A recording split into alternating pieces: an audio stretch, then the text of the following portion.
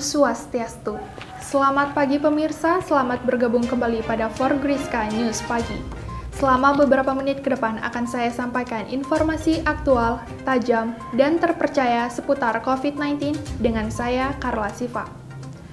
Pemirsa, hingga saat ini kasus COVID-19 masih merajalela di Indonesia bahkan di beberapa negara. Berdasarkan info terkait, hari ini kasus COVID-19 bertambah menjadi 20.004 orang.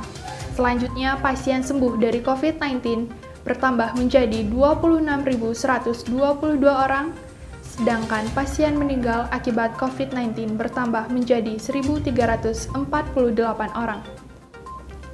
Selain itu, adanya himbauan dari Presiden Joko Widodo tentang perpanjangan pemberlakuan pembatasan kegiatan masyarakat atau PPKM Pulau Jawa dan Bali, serta pelaksanaan vaksinasi COVID-19. Berdasarkan sumber CNBN Indonesia, pada saat pelaksanaan menyapa peserta vaksinasi COVID-19 untuk pelajar SMP dan SMA secara virtual melalui Istana Merdeka, siswi bernama Tristanti Yanita Zega bertanya kepada Presiden Jokowi, apa pengaruh dari penerapan PPKM dengan kenaikan kasus COVID-19 yang terjadi akhir-akhir ini? Presiden Republik Indonesia menjawab, kita melakukan PPKM ini kan pembatasan kegiatan masyarakat agar tidak banyak terjadinya interaksi pertemuan antar orang dengan orang, kelompok dengan kelompok, dan menegaskan masih memperpanjang PPKM. Berdasarkan sumber Satuan Petugas COVID-19 Provinsi Bali dengan menindaklanjuti hal tersebut, Gubernur Bali Wayan Koster akhirnya juga ikut bersikap menyikapi keputusan Presiden Jokowi tersebut. Dengan mengeluarkan surat edaran Gubernur Bali nomor 13 tahun 2021 tentang perpanjangan pemberlakuan pembatasan kegiatan masyarakat level 4 Coronavirus Disease 2019 dalam tatanan kehidupan era baru di Provinsi Bali. Dengan adanya perpanjangan PPKM ini berdampak besar bagi masyarakat, salah satunya dari pedagang-pedagang kecil.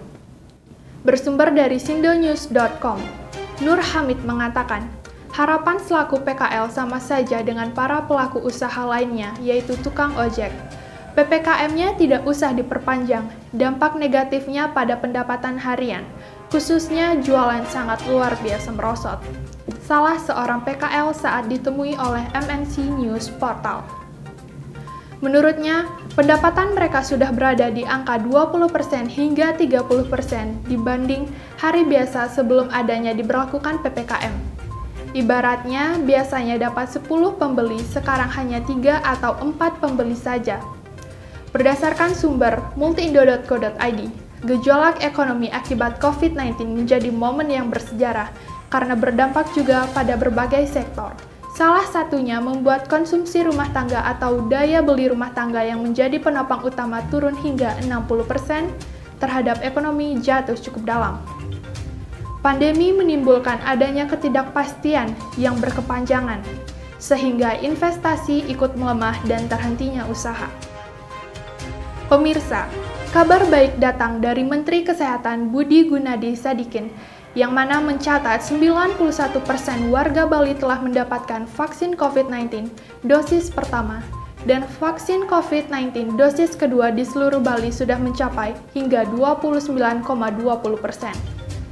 Dengan mempertimbangkan dinamika di lapangan dan mendengar suara-suara masyarakat terdampak PPKM, Presiden Joko Widodo berjanji akan melakukan pembukaan bertahap terhitung hingga 26 Juli jika tren kasus terus mengalami penurunan, katanya. Pemirsa, informasi di atas menjadi penutup pertemuan kita kali ini. Tetap patuhi protokol kesehatan dengan melaksanakan 3M, memakai masker, mencuci tangan, dan menjaga jarak. Saya Carla Siva, pamit undur diri. Om Santi, Santi, Santi, Om.